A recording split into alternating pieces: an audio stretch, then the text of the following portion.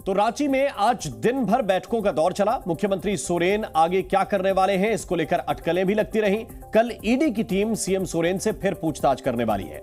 मौजूदा हालात में कयास उनकी गिरफ्तारी तक के लगाए जा रहे हैं। ऐसे में चर्चा इस बात को लेकर है कि क्या कल्पना सोरेन को झारखंड की कमान सौंपने की तैयारी चल रही है।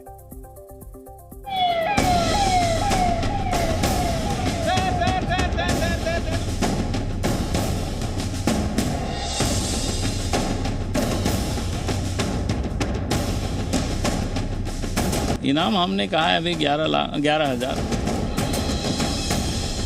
11 लाख तक खर्चा करूंगा जो मनोचिकित्सक बाबूलाल जी को उनके दिमाग की हालत को ठीक कर दे।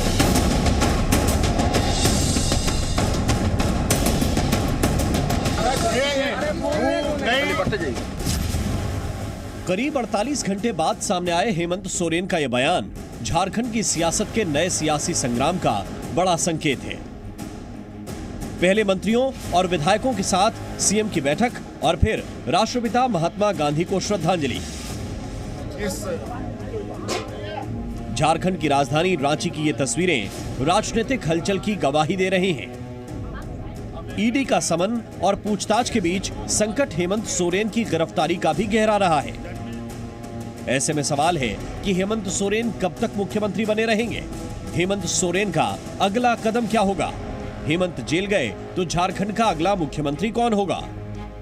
हेमंत सोरेन की गिरफ्तारी की अटकलों के बीच नए सीएम को लेकर के भी कयास लगने शुरू हो गए हैं। रांची में राजनीति गर्म है। ईडी के सवालों का सामना करने से पहले हेमंत सोरेन के सामने सियासी संकट में हैं। ऐसे में सवाल सत्ता का है, सवाल सरकार का है और सवाल नए सीएम का भी है। हेमंत पर गिरफ्तारी की तलवार है और खतरे में सरकार है। इसलिए नए मुख्यमंत्री के तौर पर कल्पना सोरेन का नाम रेस में सबसे आगे है।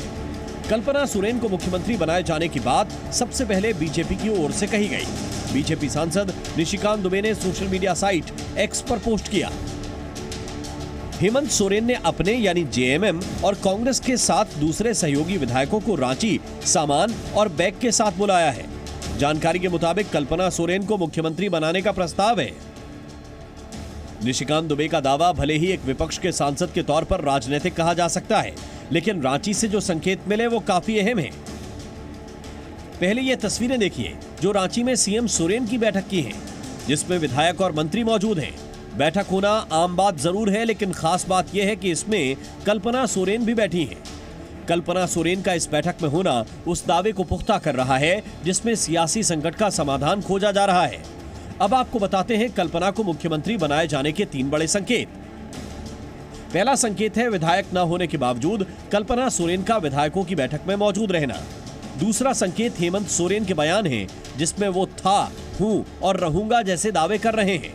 तीसरा संकेत है दिसंबर 2023 में झारखंड मुक्ति मोर्चा के विधायक सरफराज अहमद का इस्तीफा।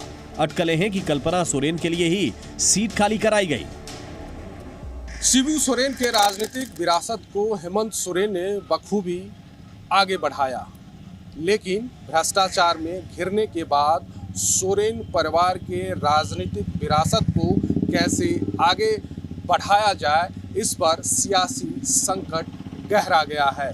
मौजूदा परिस्थिति में परिवार के किसी बाहर के विधायक पर भरोसा किया जाए या न किया जाए, इसको लेकर के हेमंत सोरेन उलझन में हैं और इसी के कारण सबसे सलाह मशविरा कर रहे हैं ताकि इसका समाधान निकल सके।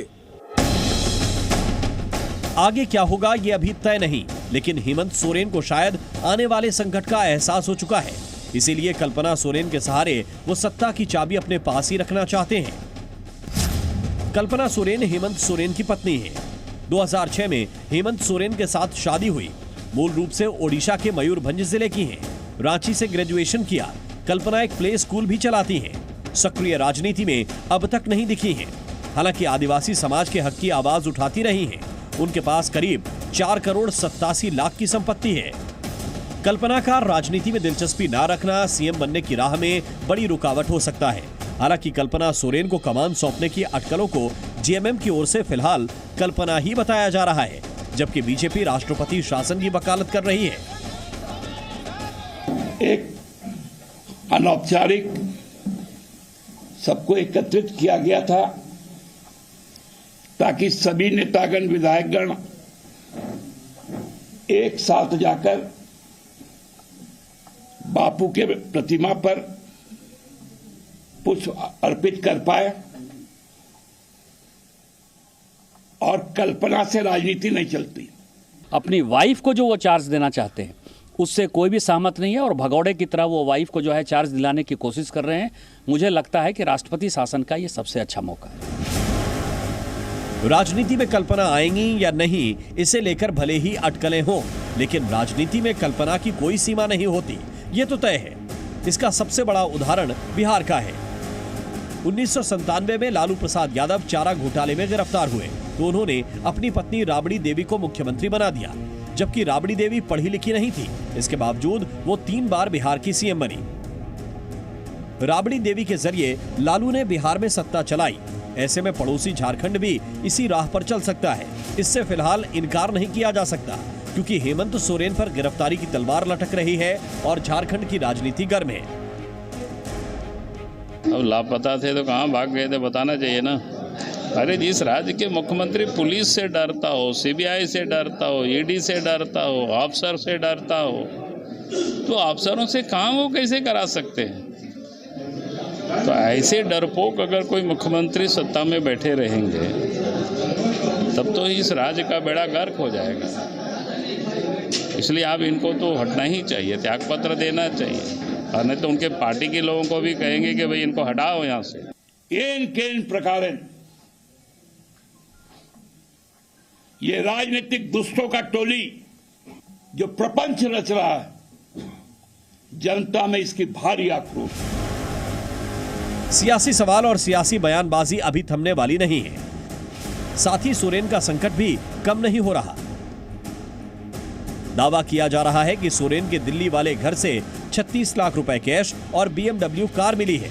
इसे लेकर भी अब आरोप प्रत्यारोप का दौर जारी है। अब सवाल यही है कि आगे क्या होगा और झारखंड की राजनीति का ऊंट किस करवट बैठेगा। सबकी निगाहें इसी पर टिकी हैं कि क्या हेमंत सोरेन अगर सलाखों के पीछे गए तो सीएम की कुर्सी कल्पना सोरेन को मिलेगी। ब्यूरो रिपोर्ट, जी मीडिया।